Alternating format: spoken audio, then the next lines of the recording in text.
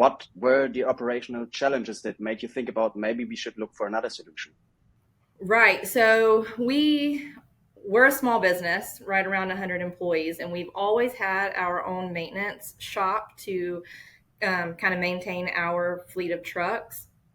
But with our last system, they were also doing the paper and the setup and the managing and the prioritizing and kind of all that goes into the management of or the maintenance of our fleet.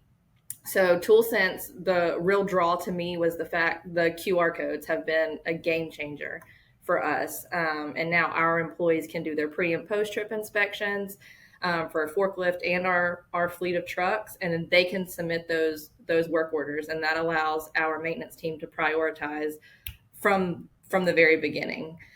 They can see, oh, this is a headlight, or we have a flat tire, we need to move on that quickly. And he's not having to kind of sift through all of the equipment in the shop. So the QR codes and the ability for the employees to set up those work orders and those tickets has been a game changer.